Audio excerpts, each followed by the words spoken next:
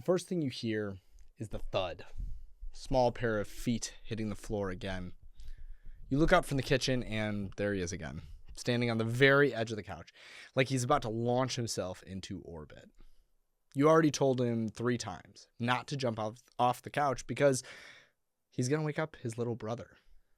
You make eye contact, you repeat yourself again, and then he jumps. Not even sneaky about it either, just not even pretending that he didn't hear you. Just a quick little glance in your direction, like, yep, I know. And then off the couch he goes. And in that moment, the thought flashes through your mind that almost every parent has had at some point. Why does my kid push every single boundary? And after a while, it starts to feel personal. Like your kid woke up this morning thinking, how can I test my parents today? If that thought has ever crossed your mind even once, then this episode is for you. Because what looks like defiance on the surface is actually something much deeper happening underneath. And today, we're going to talk about exactly why kids push boundaries so relentlessly, and why the strategies that most of us were raised on will often make the problem worse rather than better. Let's get into it.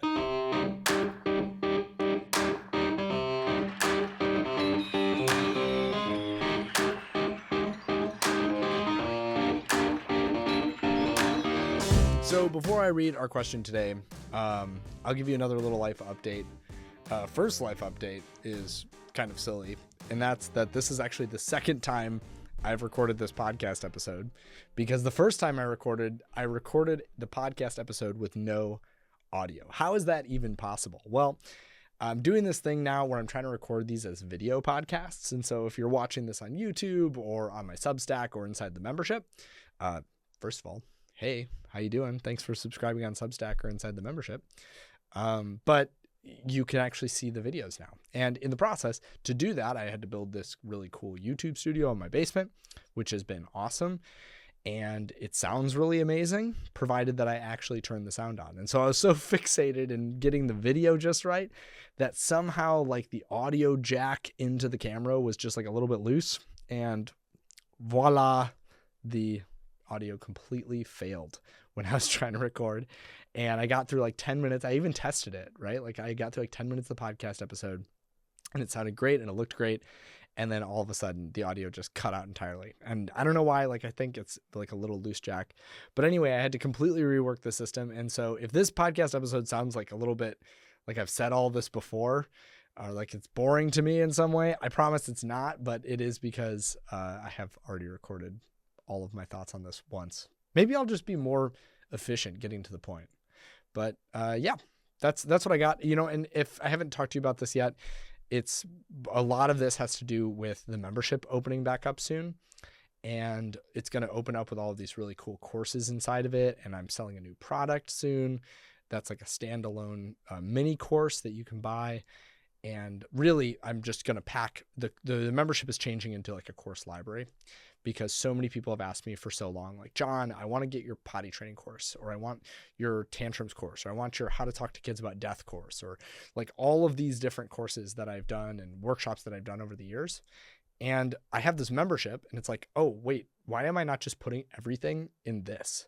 So I've created I've like systematized and organized, and with the new studio, we've actually re-recorded a bunch of like our best courses. We've streamlined them down so that they're really actionable, and I'm sending those off. Those are being edited right now, but soon the membership is going to open back up with all of those inside. And if you want more information about that, I'm sure I'm going to be talking about it soon.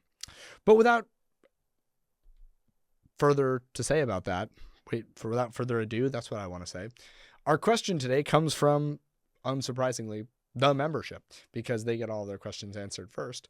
And it comes from Malcolm, who DM'd me this question or some variation of this question. And we went back and forth about it a lot inside the DMs. I don't think Malcolm, I'm asking you like you're here with me.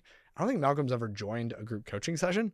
I think you just watch him after the fact, if that's right, Malcolm. But anyway, he DM'd me this question and I asked him if I could put it on the podcast. And he said, yeah, I'd love to hear a longer response to that. But I actually send voice notes in the membership to people ask me questions. So there's a little feature inside the membership where somebody can like DM me a question and then I can record a voice note. So it's like a podcast episode just for you, for your kid.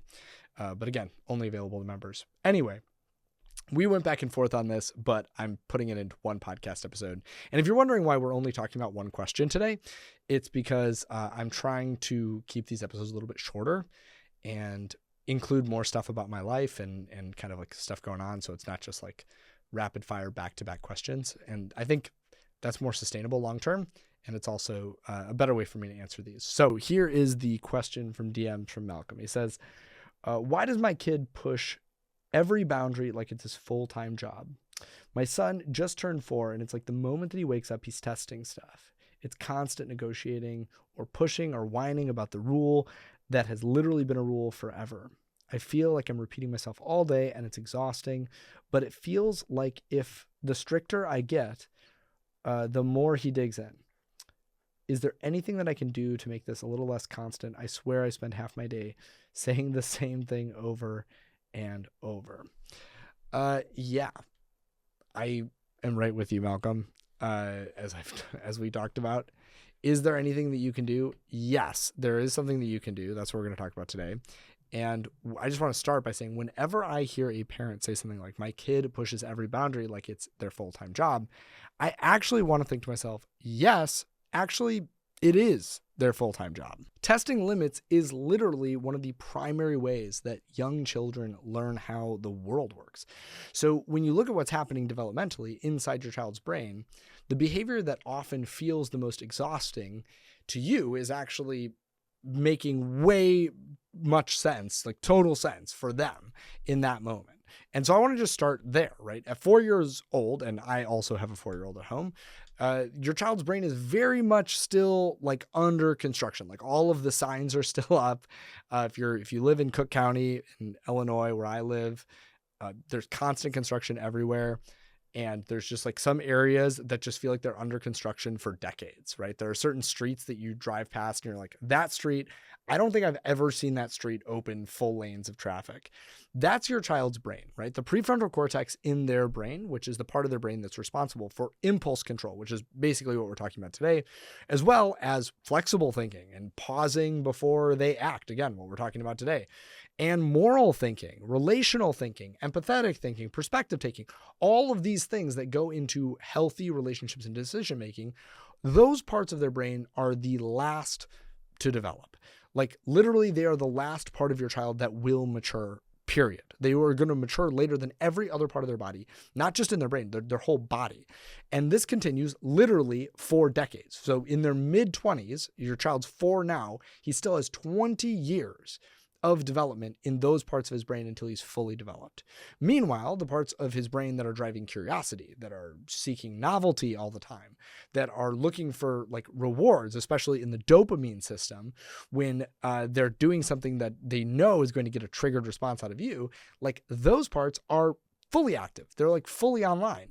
And so in simple terms, your child's brain is actually wired to explore and test and experiment more than follow directions. And it's one of the easiest experiments available in a child's world, right? Like what happens if I do the thing that my dad, Malcolm, well, he doesn't think of you as Malcolm, I do, dad tells me that I'm not supposed to do, right?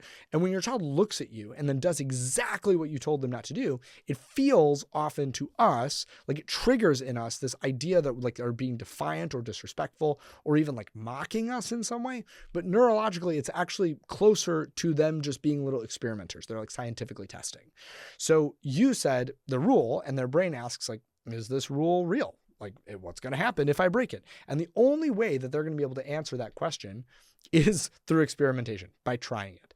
And this is why you can say the same boundary 10 times in a day, and it still gets tested again and again and again. And your child isn't like ignoring you in the ways that we as adults might be ignoring someone if we were acting in the same way. Like if the behavior that a behavior that a 4-year-old does, an adult was doing, like we would be right to assume that that was mockery. But in their case, it's just because their brain's still developing, right? And it's still trying to figure out like the rule maps of the world. And repetition is one of the main ways that those neural networks are being built. But there's also another really important piece to this. You mentioned something that so many parents like say all the time, which is when I get stricter, the more my child seems to dig in.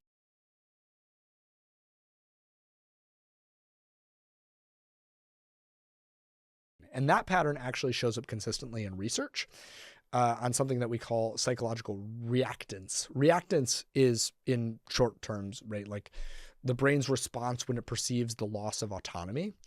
And I was just learning about this week when I'm in the midst of a PhD in developmental psychology. I'm still doing my coursework phase of that.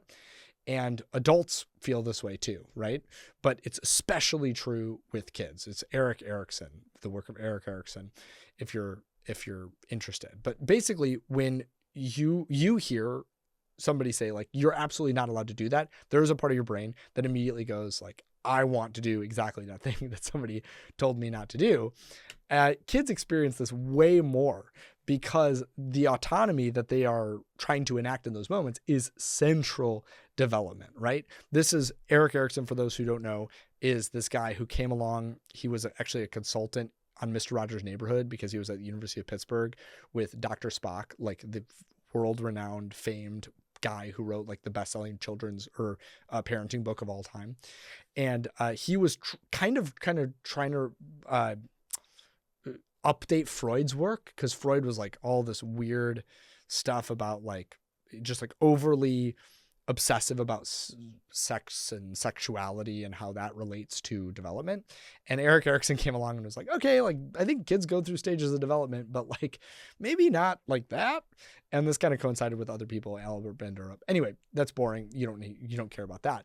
But one of the things that he talks about is this idea that one of the big key shifts that kids that are your son's age are going through is this drive for autonomy versus like shame and doubt, right? Am I able to be an autonomous person? And that's like part of what goes into like understanding their sense of self. They're just trying to figure that out. So they're asking like, do I have power? Can I make things happen? And rules that feel overly controlling, again, they may not be, but in your child's brain, they feel that way. Like their brain is not thinking like, okay, well, I guess I should cooperate with this. Often it thinks like, no, I need to push back so that I know that I still exist as my own person. And like this just has to do with them being four and like new neural networks being built. But it doesn't mean that like our response to that is that boundaries disappear. In fact, kids really need boundaries deeply. They need them. But how those boundaries are delivered, like how we do that, matters a lot. And this is why the more strict we get, often the more resistance we're met with. So what we can do when this actually shows up in real life is, number one, shift away from repeating rules to just holding boundaries calmly. When kids feel like we're not listening, or when we feel like they're not listening, like when they feel like we're not listening, something else happens. But when we feel like they're not listening, we really want to repeat ourselves a lot. Like it's an urge, again, because if it was an adult and they weren't listening to us, probably repeating is the right action. I talk about in a course that I just recorded for the membership, how to get your kids to listen the first time you ask. And like a huge part of it is this. Our urge is to repeat and or explain or lecture or give it teeth. But the more we lecture, the more we warn, the more words our 4-year-olds have to hear and internalize and understand. And it actually weakens the boundary because the brain starts to essentially tune all of this out. And actually, the more times you warn a kid, the more times you repeat a rule, the more they just learn to tune you out because they know, like, I don't have to really listen the first time because they're going to say it 5 more times. So instead, what you should try, and what we talked about is try one, a short, clear statement, and then immediately with follow through. So in the case of like a kid, this was happening with my 4-year-old today. He was just kind of in an elevated mood after being at Taekwondo class with his brothers. And he was just like throwing books around. And I was like, okay, books are for reading. If you throw the book, I have to put the book away so that we can be safe with the book, period. And then when throwing immediately happened, I calmly followed through with that, right? So I said, okay, I see that we're still throwing. I'm going to go ahead and put the book away now.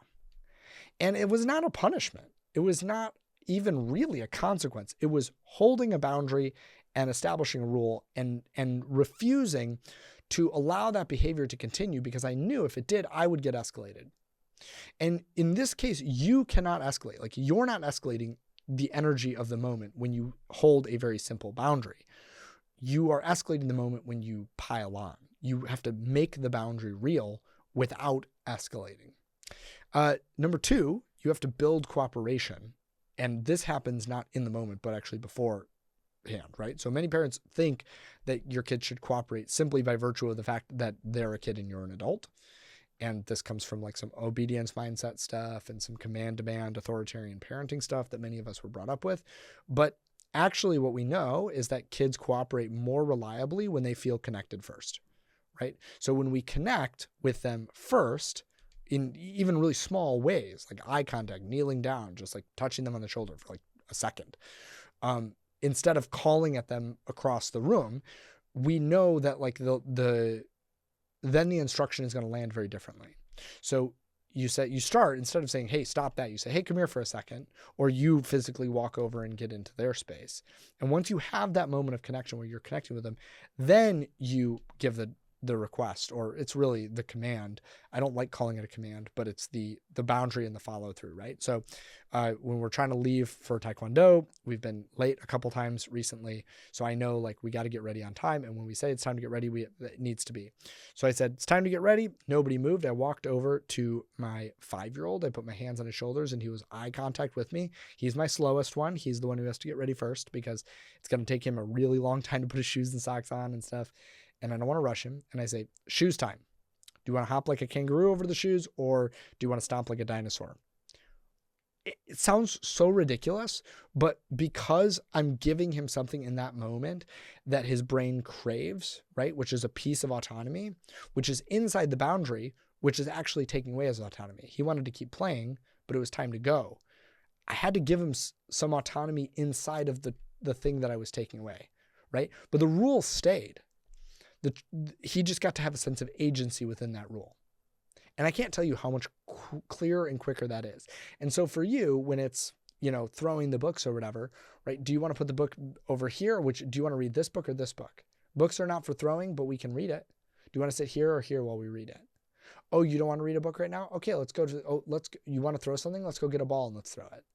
Like, give them, if you have to invoke the boundary, just give that behavior a better outlet.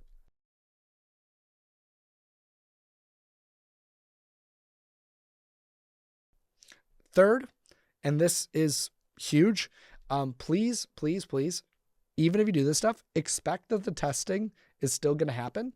Like, just plan for it. One of the most helpful mental shifts that I walk parents through is, instead of thinking like, why is my kid doing this again? Try thinking, of course this is happening.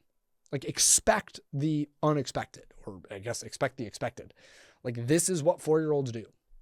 Just expect it. And when we expect the testing, it stops feeling like this personal, disrespectful attack or the mockery or whatever. And so bedtime is a great example with this, right? Things at bedtime tend to stack up. So you get like the water requests or the extra hugs or the bathroom trips, like, oh, I forgot to go to the bathroom.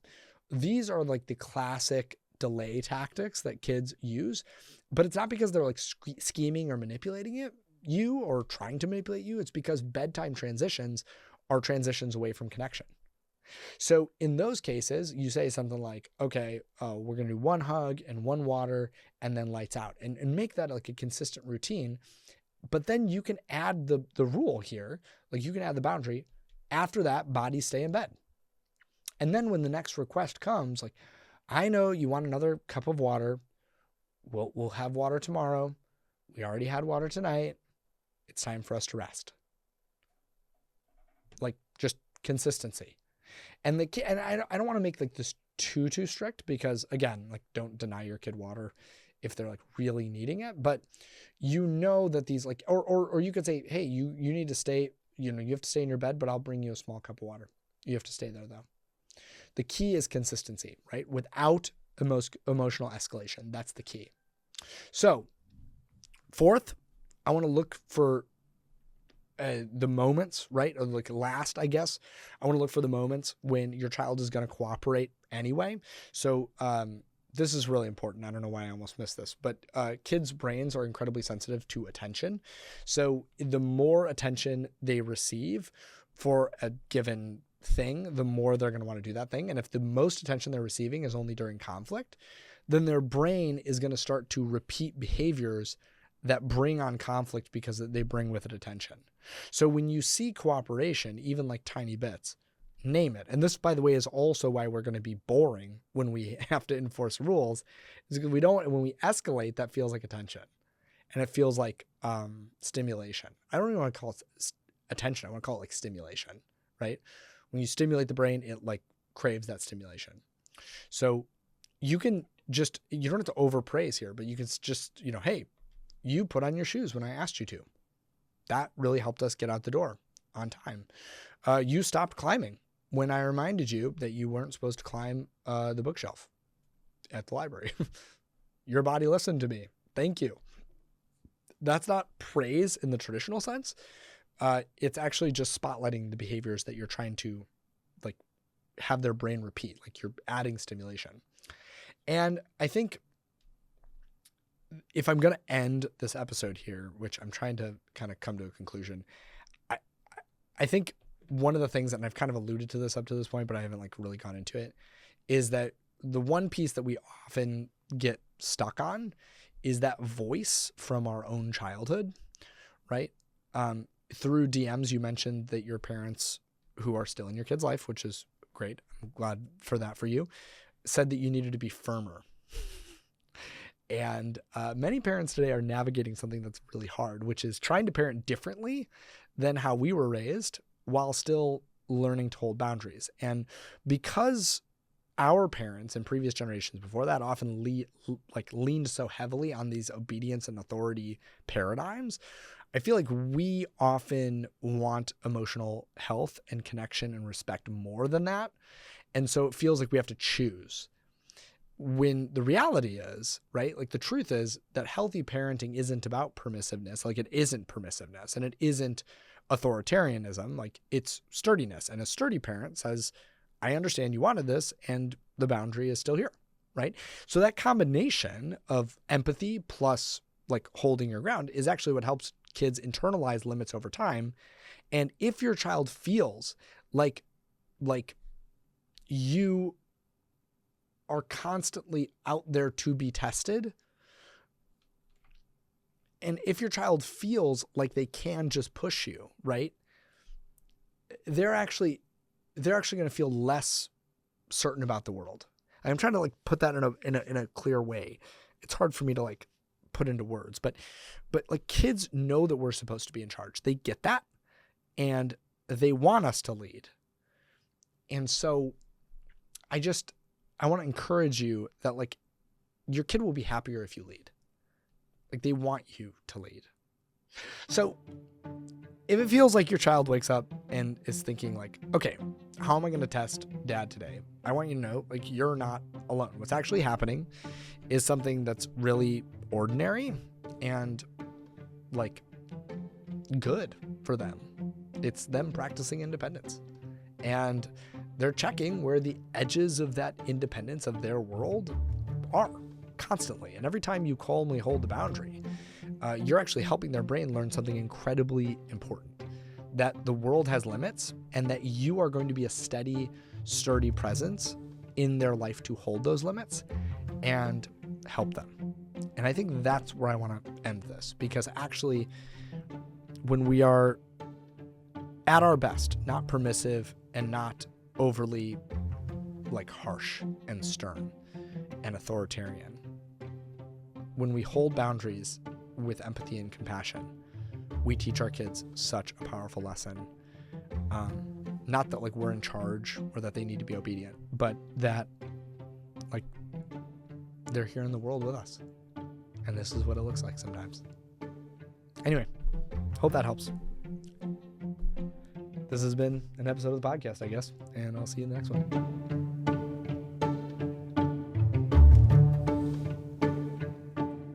Thank you for your time listening to the Whole Parent Podcast today. I hope you got something out of it. I have a couple quick favors to ask of you as we end the episode. The first one is to jump over on whatever podcast platform that you are listening to right now and rate this show 5 stars. You'll notice there are a lot of 5-star ratings on this show, whether that's on Spotify or Apple Music or Apple Podcasts. We have a ton of 5-star ratings, and it helps our podcast get out to more people than almost any other parenting podcast out there. And so it's a really quick thing that you can do if you have 15 or 20 seconds. And if you have an additional 30 seconds, I'd love to read a review from you. I read all the reviews that come through. If you particularly like one part of the podcast, or you like when I talk about something or whatever, imagine that you're writing that review directly to me. The second thing that you can do is go and send this episode to somebody in your life who you think could use it. Think about all the parents in your life. Think about your friends, your family members who could use a little bit of help parenting. It's vulnerable to share an episode of a parenting podcast with them. I get it. But imagine how much better your life is as a result of listening to this podcast, of following me on social media, of getting the emails that I send out. You can share that with someone else too. And so I encourage you, just go over, shoot them a quick text, share this episode with them, or share another episode that you feel like is particularly relevant to them. The last thing you can do is go down to the link, show notes at the bottom. And like I said, in the mid-roll, you can subscribe on Substack. It's $5 a month or $50 a year. I don't have that many people doing it, and yet the people who are doing it have made this possible. And so if you like this episode, if you like all of the episodes, if you want them to continue, the only way that I can keep making them is through donor support, free will donations to the podcast. Please, please, please, please, as you're thinking about the end of this year, as you're thinking about your charitable giving, I know I'm not a 501c3. You can't write it off on your taxes, but if you'd like to give me a little gift to just say thank you for what you've done this year, the best way to do that is over on Substack. Again, $5 a month, $50 a year. It's not going to break the bank. It's probably less than you spend on coffee every week. Definitely less than you spend on coffee every week. Maybe less than you spend on almost anything, right? $5 a month is very, very small, but it goes a long way when it's multiplied by all of the different people who listen to the podcast and sending that over to me. I get all of that money. It's just my way of being able to produce the podcast, spend money on equipment, spend money on subscription fees, hosting fees for the podcast, all of that stuff, email server fees, all that. So if you're willing to do that, I would love it. Thank you so much for listening to this episode, and I'll see you next time.